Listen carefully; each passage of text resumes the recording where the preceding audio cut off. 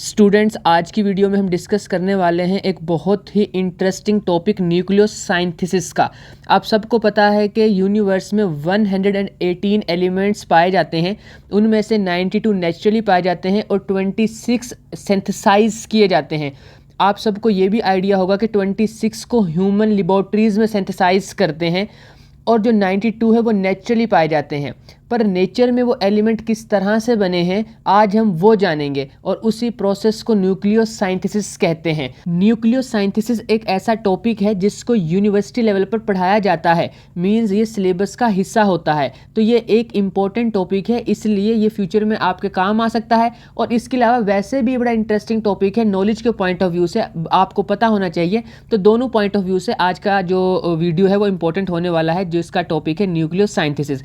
अगर मैं डेफिनेशन की टू दी पॉइंट बात करूं तो पहले से मौजूद nucleons means protons plus neutrons से नए एटॉमिक न्यूक्लियाई बनना या क्रिएट होना न्यूक्लियोसाइंथिसिस कहलाता है। न्यूक्लियोसाइंथिसिस की 5 से 6 मेजर टाइप्स हैं और हम इन सबको देखने वाले हैं। फर्स्ट नंबर पर आती है बिग बैंग न्यूक्लियोसाइंथिसिस, दूसरे नंबर पर स्टालर न्यूक्लियोसाइंथिसिस, तीसरे नंबर पर आती है एक्सप्लोसिव न्यूक्लियोसाइंथिसिस, चौथे नंबर पर न्यूट्रॉन स्टार कुलियन, उसके बाद पांचवें नंबर पर ब्लैक होल। वैसे अभी ये 5th नंबर वाला इतना ज़्यादा डिस्कस नहीं किया गया है। और फिर आता है लास्ट वन कॉस्मिक रे सेपरेशन। तो इनकी बात हम करेंगे और इन सारे प्रोसेस किस किस प्रोसेस के ज़रिए होता है उनके भी नाम जानेंगे हम, ठीक है। लेकिन उससे पहले आपको थोड़ी सी बिग बैंग की हिस्ट्री पता होनी चाहिए कि न्यूक्लियोसाइंथिसिस से पहले क्या हो रहा था और न्यूक्लियोसाइंथिसिस कब शुरू हुआ था। तो इस डायग्राम से मैं आपको समझाता हूँ कुछ बहुत ही इंपॉर्टेंट चीज़ें और वो बहुत इंटरेस्टिंग भी होने वाली हैं। ये वो पॉइंट है जहाँ पर आप कह लें कि बिग बैंग हुआ था। यहाँ पे कहीं पे वो पॉइंट है जहाँ पर ये सारा मैटर कंडेंस्ड फॉर्म में रखा हुआ था। सारी एनर्जीज जो है सारा मैटर एनर्जी की फॉर्म में था, एनर्जी थी यहाँ पे सारी। और उसके बाद बिग बैंग हुआ। बिग बैंग के बाद जो फर्स्ट एरा आता है वो है प्लांक्स ईरा, ठीक है। प्लांक ईरा में क्या होता है कि जो 4 मेन फोर्सेस हैं, कौन कौन सी? एक ग्रेविटी, दूसरी होती है स्ट्रॉन्ग न्यूक्लियर फोर्स, तीसरी होती है वीक न्यूक्लियर फोर्स और चौथी होती है इलेक्ट्रोमैग्नेटिक फोर्स। ये चारों इकट्ठी थी, ये यहाँ पर इस वाले टाइम में इकट्ठी थी। उसके बाद इसके बाद का एरा आता है ग्रेट यूनिफाइड थ्योरी एरा। इसमें जो है हमारे पास अगर आप देखेंगे तो जो ग्रेविटी होगी ना वो सेपरेट हो जाएगी और बाकी 3 जो मेन फोर्सेस हैं, फंडामेंटल फोर्सेस हैं, वो अभी भी यूनिफाई होंगी, इकट्ठी होंगी। उसके बाद इलेक्ट्रोवीक फोर्स अलग हो जाएगी और इसी के साथ बाद में दूसरी 2 फोर्सेस भी अलग हो जाएंगी। और यहाँ पर इस स्टेज पर अगर आप देखेंगे, यहाँ पर इस स्टेज पर बहुत ज़्यादा अमाउंट में मैटर और एंटी मैटर प्रोड्यूस हुआ है। और फिर बाद में मैटर तो हमें आज भी नज़र आता है, हम सारी फिजिक्स केमिस्ट्री मैटर के बारे में ही पढ़ते हैं, सारी साइंस डील ही मैटर से करती है। पर एंटी मैटर कहाँ चला गया इसके बारे में किसी और दिन अलग वीडियो में बात करेंगे। इसके बाद जो एरा शुरू होता है ना वो है पार्टिकल एरा। यहाँ पे पार्टिकल्स बनने शुरू हो गए थे और पार्टिकल्स बन रहे थे, इसी दौरान में टेम्परेचर बहुत डिक्रीज़ हो रहा था। और मैं आपको एक फैक्ट अभी बताता हूँ इससे नेक्स्ट वाले जो है ना उस एरा के अंदर। तो इधर पार्टिकल बनना शुरू हो गए थे। पार्टिकल कौन से थे? एलिमेंट्री पार्टिकल्स थे जो मैटर और एंटी मैटर दोनों के थे, कॉमन थे। उसके बाद यहाँ से अगले स्टेज में एरा ऑफ न्यूक्लियोसाइंथिसिस शुरू होता है और यही आज का हमारा टॉपिक है, जिसमें प्रोटॉन्स, न्यूट्रॉन्स, इलेक्ट्रॉन्स, न्यूट्रिनो और एंटी मैटर बहुत कम हो गया, रेयर हो गया है। तो ये मौजूद थे और उसके बाद ये न्यूक्लियोसाइंथिसिस का प्रोसेस शुरू होता है। और न्यूक्लियोसाइंथिसिस के टाइम पे जो 75% है ना, ये आपने अमाउंट याद रखनी है, 75% हाइड्रोजन थी और तकरीबन 25% हीलियम थी और बाकी थोड़ी बहुत जो अमाउंट थी वो लिथियम की थी। उसके बाद जो है वो न्यूक्लियाई बनना शुरू हुए हैं इससे नेक्स्ट ईरा में। और न्यूक्लियाई बने हैं, एटम्स नहीं बने हैं, क्योंकि एटम बनता है जब न्यूक्लियस के प्रोटॉन न्यूट्रॉन के ऊपर इलेक्ट्रॉन्स भी आके मिल जाए और वो कंबाइन हो जाए, वो रिवॉल्व करना शुरू करे। तो अभी तक यहाँ पर इलेक्ट्रॉन्स ज्वाइन या इलेक्ट्रॉन्स कंबाइन नहीं हुए हैं न्यूक्लियस के साथ, तो जस्ट न्यूक्लियाई है। न्यूक्लियाई एरे के बाद एटम्स बनना शुरू हुए हैं और इसी एरे जो है वो एरे के अंदर हमारे पास यहाँ पर स्टार्स बनना भी शुरू हुए हैं और फिर स्टार्स, गैलेक्सीज और वो सारा शुरू हुआ था इसके बाद और फिर आज तक वो सारा इस तरह से एक्सपेंड कर रहा है। पर मेरा ये यहाँ तक आपने एक चीज़ नोट करनी है कि ये जितनी फोर्सेस इकट्ठी थी और वो बाद में अलग अलग हुई हैं, उसके बाद पार्टिकल्स बने हैं, पार्टिकल्स के बाद एंटी मैटर ख़त्म हुआ है और न्यूक्लियोसाइंथिसिस का जो प्रोसेस बोल रहे हैं आप वो शुरू हुआ है। ये सारा कुछ हुआ है 3 मिनट के अंदर। और उससे पहले की अगर बात करें तो ये अगर यहाँ तक देखेंगे तो 1 सेकंड के 1000वें हिस्से तक ये 4 इराज गुजर चुके हैं, यानी इतने थोड़े टाइम के अंदर ये सब कुछ हुआ है और इतनी ज़्यादा ये यूनिवर्स एक्सपैंड कर गई है। खैर, अब न्यूक्लियोसाइंथिसिस जो है वो शुरू हो चुका है, तो अब उसकी बात करते हैं और वापस आते हैं अपने मेन टॉपिक पर, मतलब मेजर टाइप्स ऑफ न्यूक्लियोसाइंथिसिस पर। बिग बैंग न्यूक्लियोसाइंथिसिस जो है वो फर्स्ट 3 मिनट में हुआ था और मैंने आपको बताया था कि एक अमाउंट याद रखिएगा आप, जिसमें हाइड्रोजन 75% और हीलियम तकरीबन 25% बनी थी और ये सारी बनी थी। इसकी जो टाइप है न्यूक्लियोसाइंथिसिस की वो है बिग बैंग न्यूक्लियोसाइंथिसिस।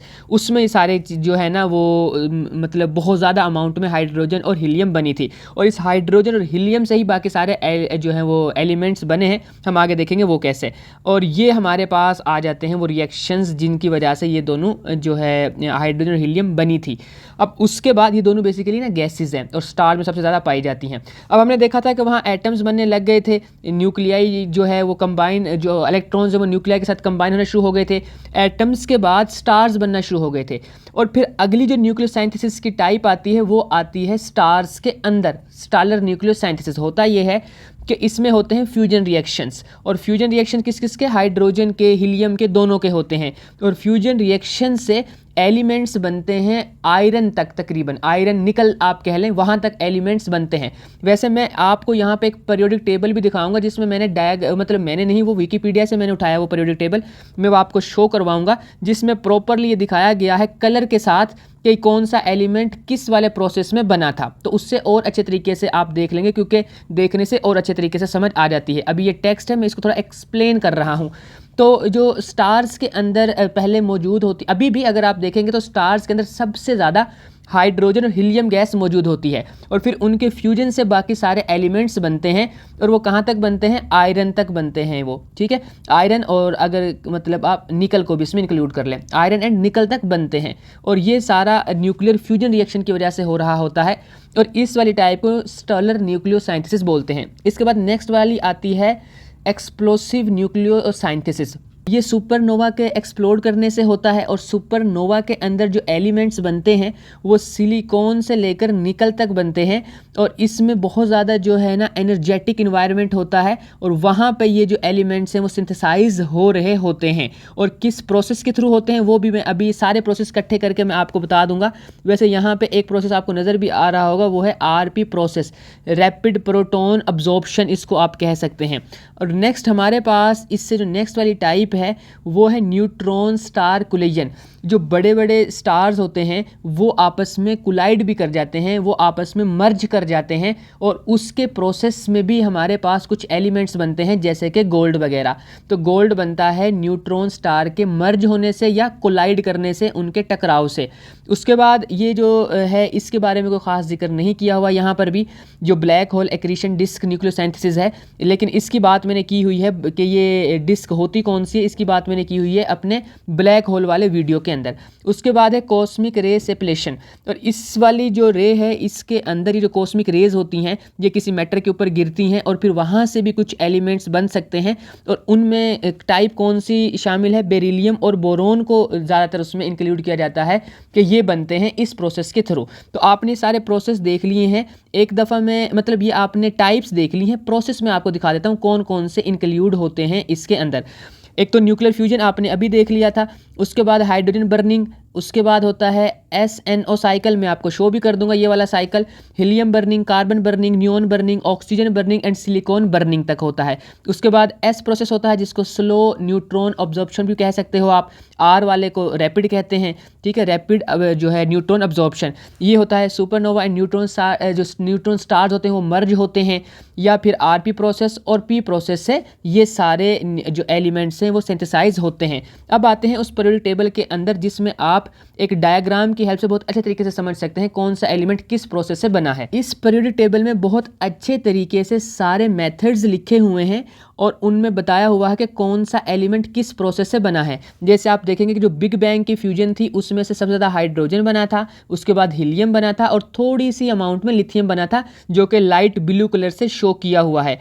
इस तरह से आगे आप देखें कॉस्मिक रे सेपरेशन से या आप रे फिशन कह लें, उससे ये बेरिलियम बना था और बोरोन बना था, थोड़ी सी अमाउंट में लिथियम का भी जिक्र है इसमें। उसके बाद अगर आप बात करेंगे ये डाइंग लो मैस स्टार्स, जब मरते हैं स्टार्स, अच्छा स्टार्स भी मरते हैं, कैसे बनते हैं ये भी प्रॉपर इनकी स्टेज होती है। ये पहले बनते हैं, उसके बाद इनकी जो है वो कह लें कि आप एक किस्म की जवानी आती है और उसके बाद इनकी डेथ भी होती है। और इस सारे साइकिल को भी मैंने समझाया हुआ है, तो आप अगर मेरे चैनल को विजिट करेंगे तो आपको काफ़ी इन्फॉर्मेटिव और वीडियोस देखने को मिलेंगी। खैर, ये जो ग्रीन कलर से शो किए हुए हैं, ये जब लो मैस के स्टार्स डाई करते हैं, मरते हैं, तब ये वाले एलिमेंट्स बनते हैं। इसी तरह से ये जो नेक्स्ट वाले हैं, इसमें न्यूट्रॉन स्टार जब मर्ज होते हैं तब बनते हैं।